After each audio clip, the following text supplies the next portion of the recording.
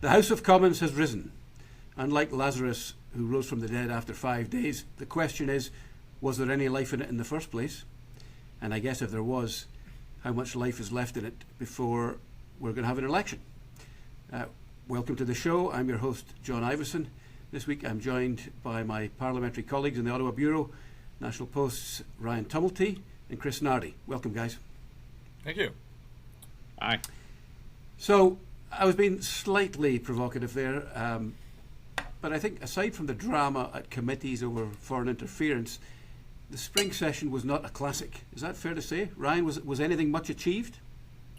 Actually, I think if you're the Liberals, a fair amount was achieved, and you're reasonably happy with it. You got your budget across the finish line fairly easily. Even before that, you got some niche tax credits out the door. You dealt with the Online News Act, the Streaming Act. You dealt with your gun bill, your Language Act. Most of these things fell under the radar for good reason because there was so much focus on the foreign interference. But these bills got through the House, and I think the government's going to be pretty pleased with what they accomplished. There's nothing sitting on the order paper right now that they wanted through that they didn't get through. I didn't think the gun bill had gone through yet, has it? It's gone through the House. It's still over in the Senate. Right. But getting it through the House was a big step in and of itself. Of course. Chris, what do you think the signature legislative moments were?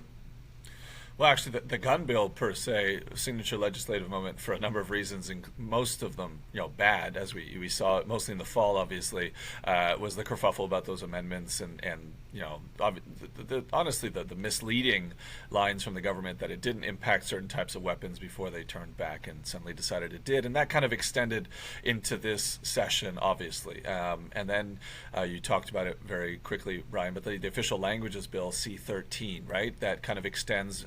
Notably the Quebec's kind of old school but still somewhat controversial Bill 101 to federal jurisdiction companies. That will have an impact in Quebec for the most part on the Anglo community. It's very popular in Quebec amongst the Francophone majority, but a win ultimately for the Liberals, who obviously want to conserve the dozens and dozens of seats that they have in Quebec and keep the Bloc at bay. But some of those, a lot of I think the signature legislative moments really were the moments where the Liberals were trying to get themselves out of a grave that they dug themselves on their bills on a number of reasons, mostly because of missteps. And that was, the two bills that I mentioned, this online streaming bill, C-18, the Google and Facebook social media bill. Like, those are all bills that they did get them through, but they hobbled through, and it's been tough for them. Right. Well, let's touch on a couple of those. I mean, it seems to me that the law of unintended consequences might come into play on C-18, which is the online news bill that is in third reading at the Senate. It may pass today. The House has risen, the Senate's still sitting. And C-13, which was the official languages legislation. The first one, I think, on online news, the government is expecting Google and Facebook to pay not an insignificant amount to media companies.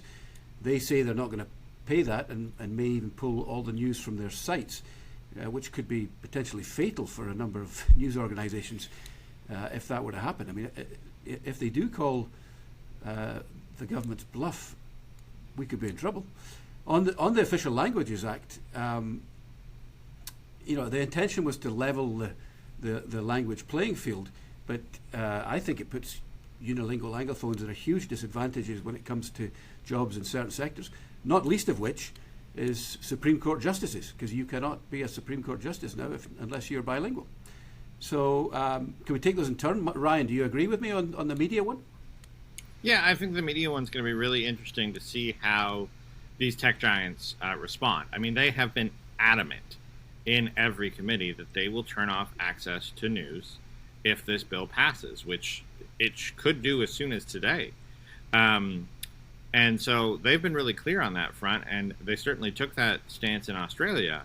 But if we look at the Australian model, they ultimately backed down. They ultimately backed away from those fights.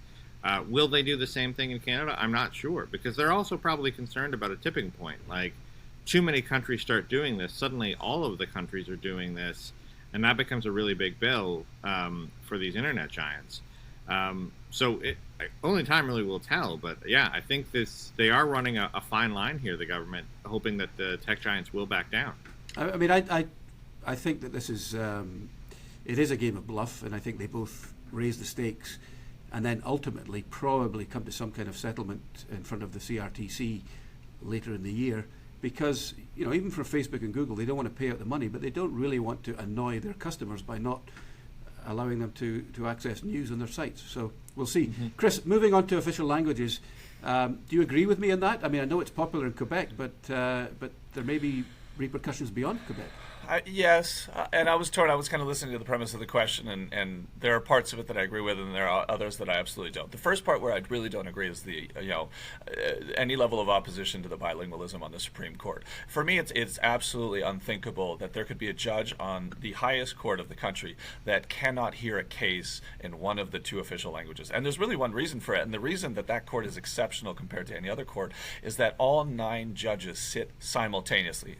Apart from now, obviously, where there was kind of a kerfuffle with Brown, but they all sit on the case. They all have to be able to hear it and understand it. And anyone who speaks both languages, you speak them, I speak them, knows that simultaneous translation can only get you so far, especially in a context of live legal debate where the nuance, everything is in the words that you say and how you say them. And so it never really made sense to me fundamentally that you could have judges on there who were not able to fully understand the complexities of a case that was being argued in French. And there is a lot of really important jurisprudence that comes out of Quebec cases. Like the most obvious one for me is medically assisted dying, for example. Then, when it comes to the obligations in Quebec for Anglos, I think that it is a really interesting debate because there's a fine line to be struck between protecting the rights of Anglos in a majority Francophone province, which is absolutely important because they are obviously English is one of 2 obviously official languages. But the other reality is, and I say this as an Anglo-Montrealer myself who learned French as a 3rd language, is that you remain kind of Anglophones are a linguistic minority within a linguistic minority that is within the majority of Anglophones. And so in Quebec, the argument is that, oh no, you might cut off opportunities for Anglo-Montrealers who don't speak French doesn't resonate a ton, because when Quebecers who are unilingual Francophones leave Quebec, they feel like they have no opportunities, right? So it's really kind of also become a very, emotional debate. C-13, obviously for the Liberals in my mind, was mostly a way to get much closer to the Legault government. The François Legault is a premier who is wildly popular in that province. And as we know, because the Liberals have well over 50 seats in the province, they need to keep those seats. And as we saw in the last by-election, especially in Notre-Dame-de-Grâce Westmount with Anna Gainey, it's not because you pass a bill that could irk the Anglophone minority that you're going to lose those seats. She still won with well over 50% of the vote in a by-election. Right. So even in the seats where they could be in trouble with the minority, it doesn't appear like those Liberal strongholds are going to go anywhere. So it didn't hurt them. Yep. Ultimately, in the end, even if it pushes the Anglos against them, it appears that they will still vote for them anyways. It's somewhat ironic the federal government may end up at the Supreme Court against the Legault government on at least one area, the niqab ban, but also potentially on Bill 96, which is the language the language bill, which they now seem to have endorsed. Anyway, moving on. Okay, so perhaps we can agree the government was quite as completely becalmed this year, even if it might have been better that they were. Despite that, the public seems to have tired of the Liberals. Their polling numbers, it seems to me, only remain in respectable territory because people have looked at the alternatives and are not enamoured.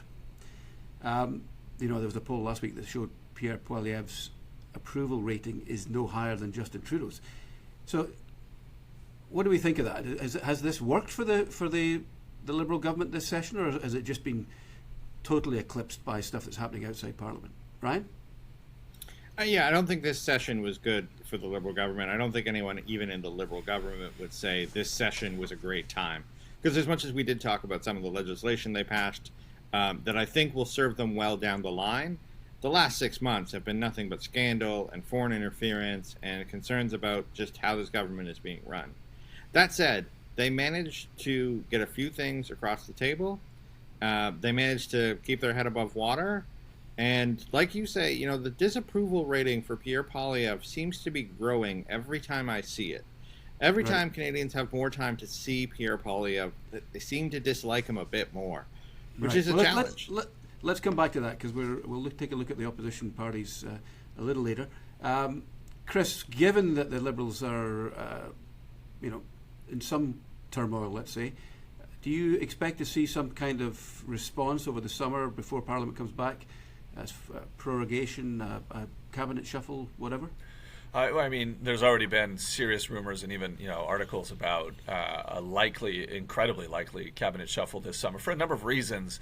It makes sense. One is, they are in a minority government position, and despite this supply and confidence deal with the NDP, you presumably always want to be election ready. And so a cabinet shuffle allows the government not only to reset certain files and move underperforming ministers out and overperforming ministers into new files, but also have your election ready team ready to go at any time. And I do believe that the Liberals have that consideration in mind. I think we'll talk about elections eventually, but a cabinet shuffle seems almost logical. It's more of a question of when, not if. And there are some names that are obviously floating around it feels like inevitable demotions. Joyce Murray, for example, at Fisheries has been struggling. Marco Medicino has been in the news repeatedly. It's very rare to be the main person in a scandal once. It's even harder to do it repeatedly, as he has over the last 6 months, whether it's with the gun bill, Right. whether it's with foreign interference, whether it was with the Emergencies Act back in the fall, claiming that police had asked for it when it turns out no one really did. And so I think there's a reset. I think the Liberals feel that there's a need for a reset. Staffers are tired of seeing the negative headlines, all the while seeing all these bills that they're passing, as Ryan highlighted, a number of bills. It's almost impressive when you kind of put them together and say all of this passed in one session, and yet we're never talking about it because it's completely overshadowed by the mess-ups. Right. I mean, on Mendocino, once is unfortunate, twice is careless, 3 or 4 times, it starts to look like a pattern, right? You rarely Ryan, get what do that you far. think? What's that? We didn't even mention the most recent one, Paul Bernardo. Right. Well, you've mentioned it now. What do you think? Do you think this Parliament can go the full course, or and what happens with prorogation? Would it kill things that they really want to keep alive?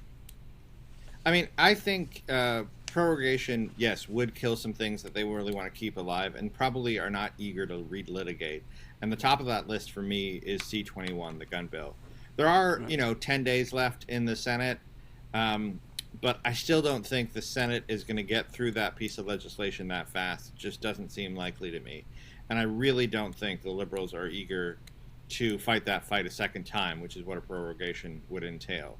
But, a summer reset with a new cabinet, getting people, if it happens early, which we keep hearing, we hear it might happen in July, that gives a bunch of cabinet ministers a couple of months to relearn their files and then head into this Parliament. In answer to your actual question, though, about how long this Parliament would last, I think it could go the distance. I really do. I think it could go all the way to 2025. The only voices that matter on that question are Justin Trudeau and Jagmeet Singh. And it's hard for me to see either of them having an incentive to pull the plug on this thing early. Well, let's come back to Singh again in a minute. We were talking foreign interference. Clearly, it's been a disaster for the government. What do we think we can expect to see next, Chris?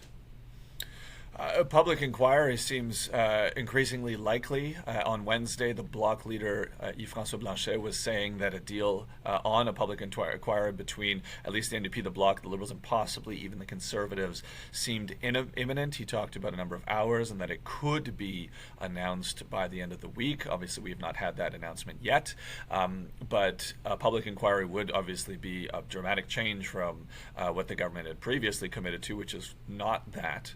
And also what former Special Rapporteur David Johnston had recommended, which was also not do that.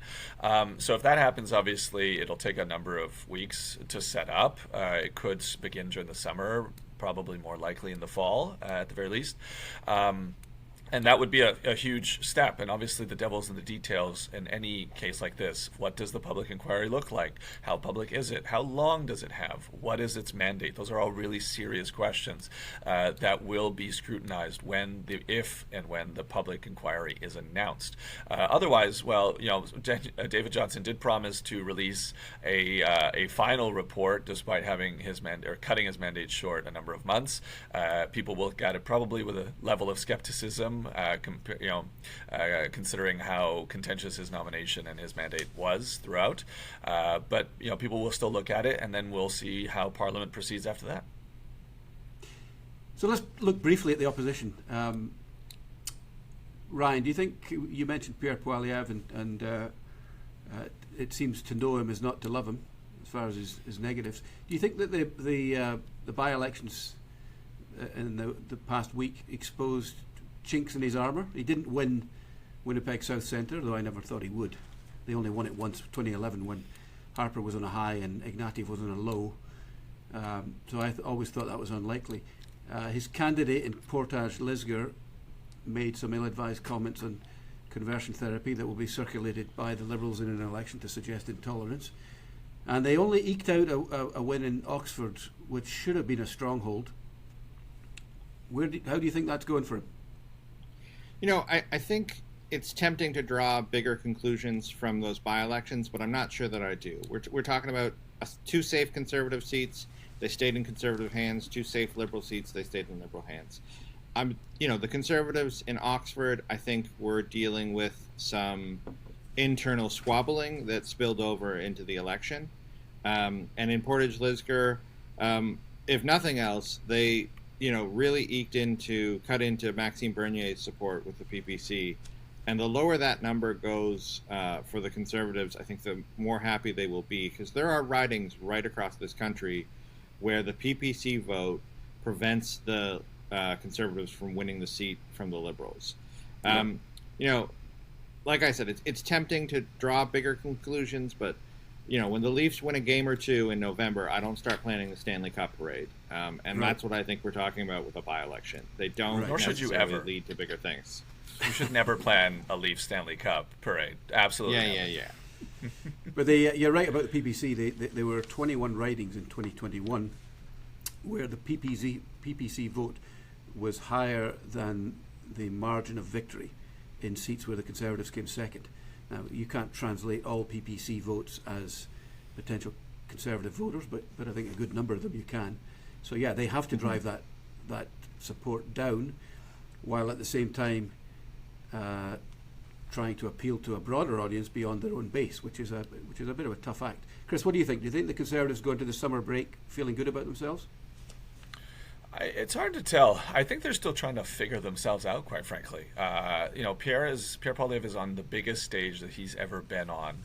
And there's a little bit of a sense of trial and error in terms of messaging. Obviously, there's been a lot of consistency and, talking about common sense governing. A lot of slogans, just so many slogans, like bringing back bigger paychecks, bring her home, getting rid of the gatekeepers and all that. But not a ton of very tangible policy. And I get the sense that the Conservatives are trying things. They're putting out new messages. They're trying to see what resonates. They're figuring out their ground game too, which has always, as we know during elections, been completely outdone by the Liberals, because the Liberals' data collection and data game is so much better than theirs. Well, you say always. I mean, but not always. The Since Conservatives have a years. better ground game, but I think the Trudeau, yes.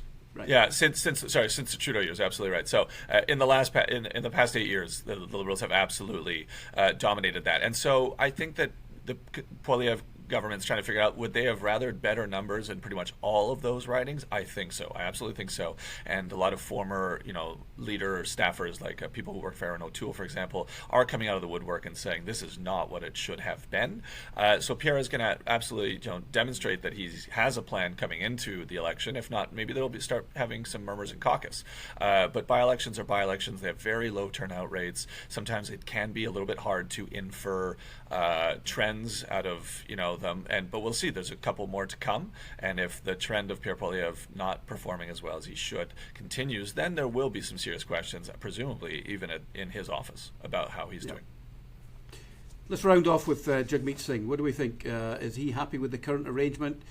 it doesn't seem to be translating into support for the NDP, although I have seen polls where disgruntled Liberals have ended up saying they intend to vote for NDP. Their overall number, though, hasn't really improved. What do you think, Ryan? Yeah, I think it's a double-edged sword for the NDP. Yes, their numbers aren't really moving, but they're achieving things that they would never get a chance to achieve as the fourth party otherwise. That entire dental care plan is theirs, and it was never going anywhere under a Liberal government. But do they get credit for it?